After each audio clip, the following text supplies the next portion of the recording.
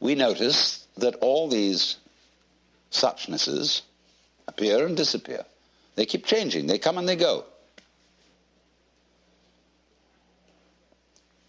But if you get hung up on your particular form, I'll have to alter the language a little bit, because you see, your form makes a duality, whereas you are your form. You're what you're doing. Now, you think, for some strange reason, I must make that go on as long as possible. And therefore you think you have an instinct to survive. And so the only thing anybody can agree about today, so far as the discussion of ethical and moral problems are concerned, is that we ought to survive. And therefore certain forms of conduct have survival value and certain forms don't. But when you say to yourself, you must go on living, you put yourself in a double bind. Because you said to a process which is essentially spontaneous that it must happen. And the basic form of the double bind, which is imposed upon all children, is you are required to do that which will be acceptable only if you do it voluntarily. So when we say to ourselves, you must go on, the reason is, you see, that we are not living in the eternal now, where reality is. We are always thinking that the satisfaction of life will be coming later. There's a good time coming, be it ever so far away, that one far-off divine event to which all creation moves. Don't kid yourself. As the Hindus have taught us, in the course of time, everything gets worse. It eventually falls apart. Comes Kali Yuga, and Shiva at the end, and boom. Which is to say, only suckers put hope in the future. You see, I tell you, there are three classes of people in the Western world: the aristocrats, the proletariat, and the bourgeoisie. The aristocrats live on the past because they come of noble family. And they're like potatoes because the best part of them is underground. The proletariat live in the present because they have nothing else. And the poor bourgeoisie live for the future.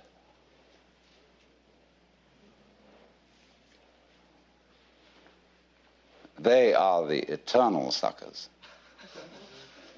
They can always open to a con game. So when they find out that really there isn't much of a future, you're going to die, they transpose the future into a spiritual dimension. And they figure this material world is not the real world, but the spiritual world is the real world. And there will be somewhere, somehow, an eternal life for me. A charge to keep I have, a God to glorify, a never-dying soul to save and fit it for the sky.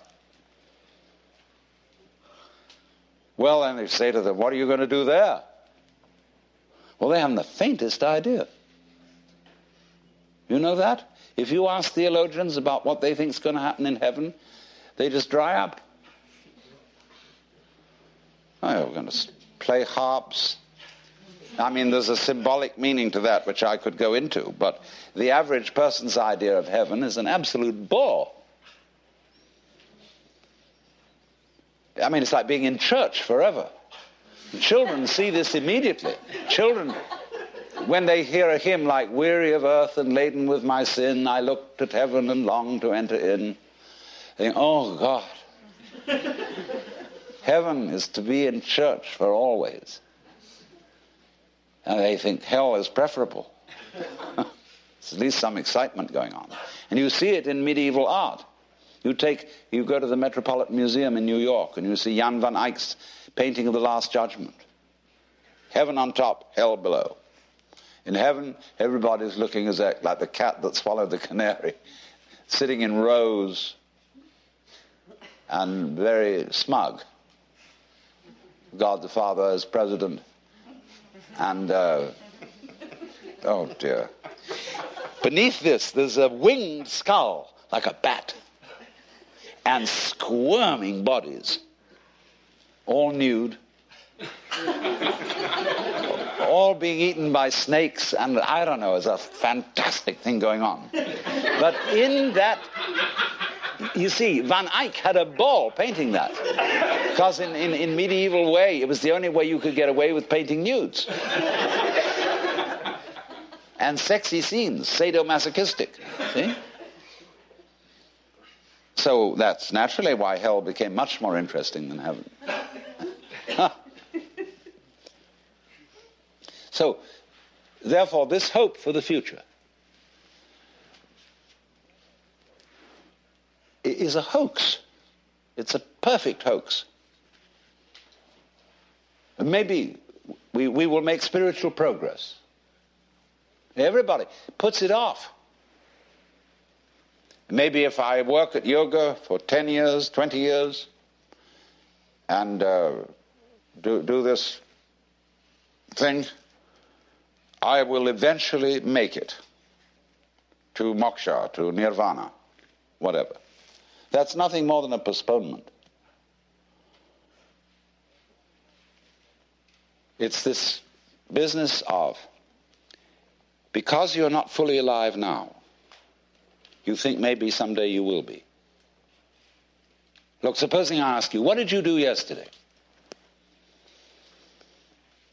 No, what did I do yesterday? In fact, I've forgotten. So, but most people will say, well, let me see now. Let me get out my notebook.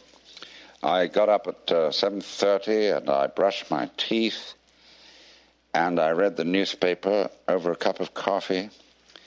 And then I looked at the clock and dressed and got in the car and drove downtown and did this and that in the office and so on, and you go on and on and on, and you suddenly discover that what you've described has absolutely nothing to do with what happened. You've described a scraggly, skeletal, fleshless list of abstractions. Whereas if you were actually aware of what went on, you could never describe it. Because nature is multidimensional. Language is linear. Language is scrawny. And therefore, if you identify the world as it is with the way the world is described, it's as if you were trying to eat dollar bills and expect a nutritious diet. Or eat numbers. A lot of people eat numbers. People play the stock market. They're doing nothing but eating numbers. And they're always unhappy. Absolutely miserable. Because they never get anything. So, therefore, they always hope more is coming. Because they believe that if they eat enough dollar bills, eventually something satisfactory will happen. So, eating the abstractions all the time, we want more time. Confucius very wisely said, a man who understands the Tao in the morning may die with content in the evening. Because when you understand, you don't put your hope in time. Time won't solve a thing. So when we enter into the practice of meditation, of yoga, we are doing something radically unlike other human activities. Of course, the way yoga is sold in the United States like everything else, is that it's supposed to be good for you. It isn't. It has nothing to do with anything that's good for you. It's the one activity which you do for its own sake, and not because it's good for you, not because it will lead anywhere, because you cannot go to the place where you are now, obviously.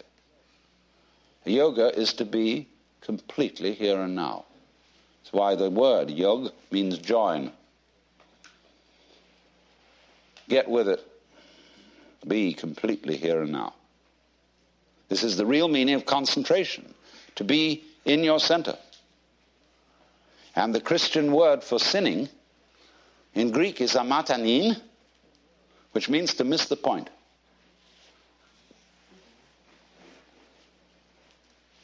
And the point is eternal life, which is here and now. Come to your senses.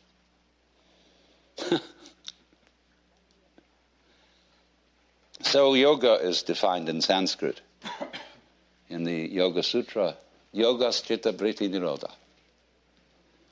Difficult to translate, but roughly, yoga is the stopping of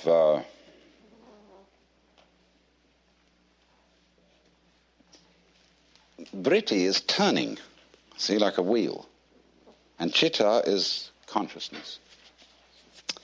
Turnings in consciousness. In other words, the attempt of the mind to catch hold of itself, which is what we call thinking, worrying. So we could say loosely, yoga is the cessation of thinking. It's not the cessation of awareness, but of symbolizing, trying to touch reality in terms of thoughts, symbols, descriptions, definitions. Give it up. It's not easy because we do it habitually.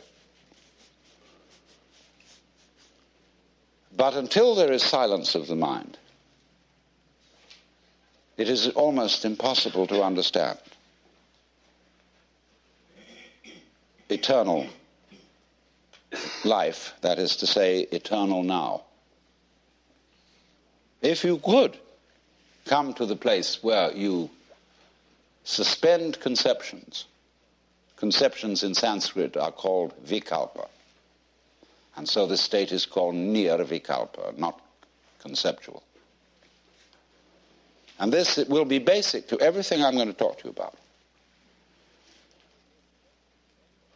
To understand non-verbal reality, non-conceived reality, what I call suchness, tathata. It's really very easy. It's too easy. That's why it's difficult. But that when you are fully aware and not thinking, you will notice some amazing absences. There is no past. Can you hear anything past, incidentally? Can you hear anything future? They're just not there to the plain sense of one's ears. Ears are easiest to begin with. Can you hear anyone listening to something else other than sound, you know? Can you hear the listener? No? Well, then presumably it's not there. When you become again as a child and simply forget all that you ever were told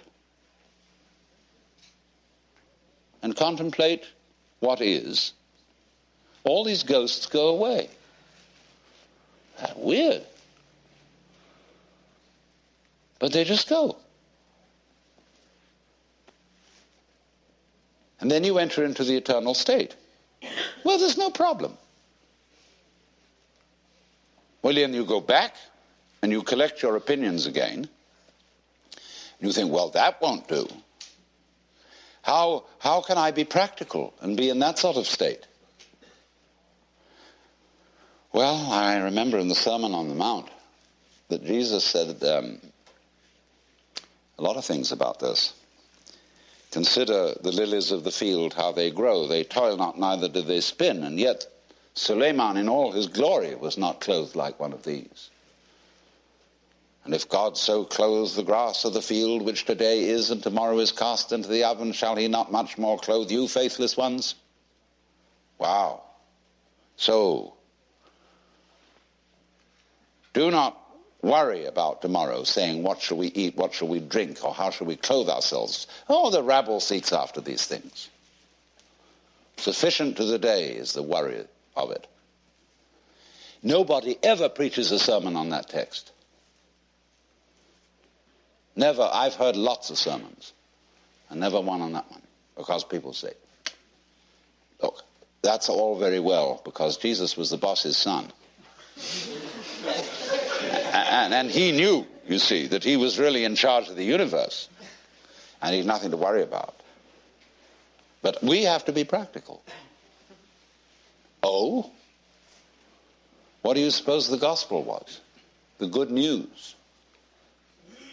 Do you know it never got out?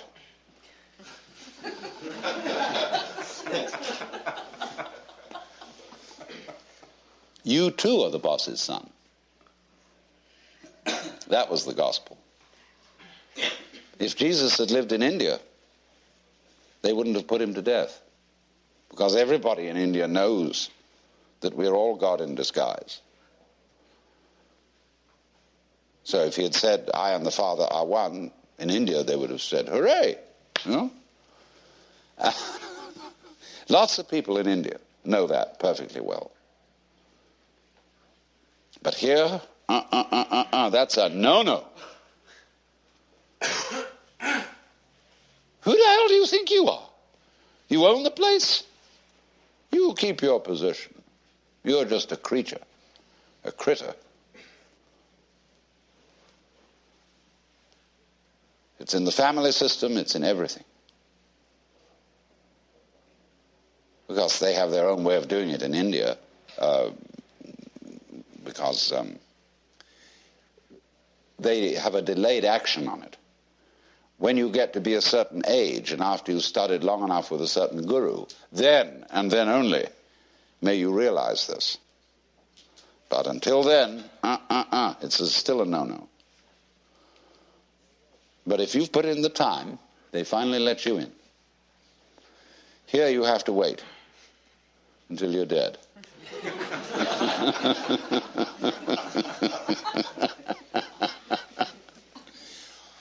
Well,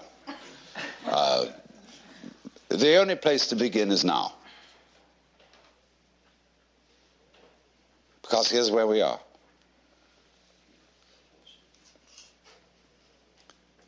So why put it off? A lot of people say, well, I'm not ready. What do you mean you're not ready? What do you have to be ready? Well, I'm not good enough, because I'm neurotic. I'm perhaps not old enough, not mature enough for such knowledge.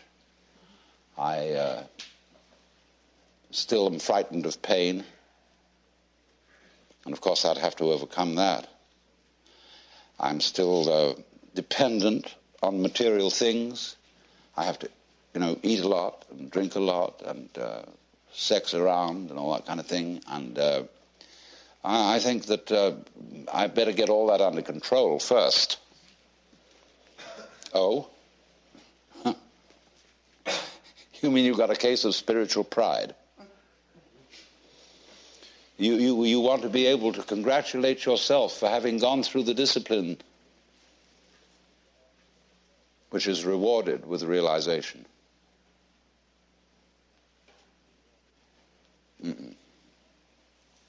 That is trying to quench fire with fire.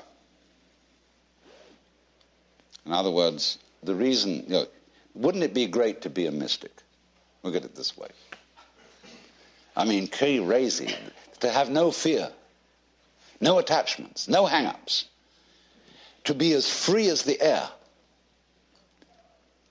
so that, you could just wander out in the streets and give away all your clothes to the beggars and let go of the whole thing, let it all hang out. Wouldn't it be crazy to have that courage? And you look into yourself honestly, and you find that inside you're actually a quaking mess of sensitivity.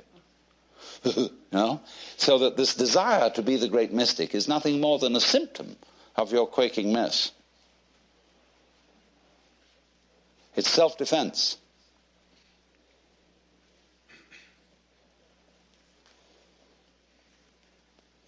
So you think, wow, we'll do that yoga bit and we'll get real tough. But that only means you're going to be increasingly insensitive.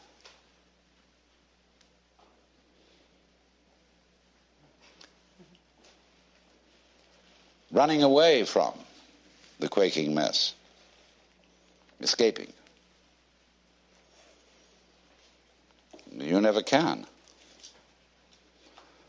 You're stuck with it. There's nothing you can actually do to transform your own nature into unattached selflessness, because you have a selfish reason for wanting to do it. Well, that's pretty depressing, isn't it? You mean to tell me that the only people who get really enlightened and liberated are those whom the grace of God somehow hits in an arbitrary way, and all you can do is sit around and wait? Well, let's begin with that supposition. Let's suppose there's nothing we can do to change ourselves. Psychotherapy, religion, all this is absolutely in vain. There's nothing you can do about it. It's like trying, as I said, to bite your own teeth or lift yourself up by your own bootstraps. Incidentally, it struck me as funny, a lot of people are using that phrase in the wrong way. They say when something very difficult has to be done, we have to lift ourselves up by our own bootstraps. You can't! It's impossible. That's terribly depressing. You mean, Alan Watts, you'll come here simply to tell us that there's nothing we can do? I mean, here we are all presumably assembled in a cultural milieu, spiritual milieu, psychotherapeutic milieu, where we are supposed to get better. And I tell you, there's nothing you can do about it. Well, I say, give us our money back. Go to somebody else who'll be more encouraging. But,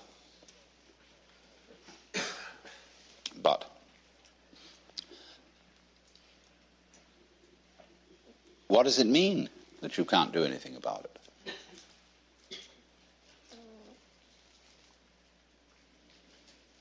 It's singing loud and clear. The reason you can't do anything about it is that you don't exist.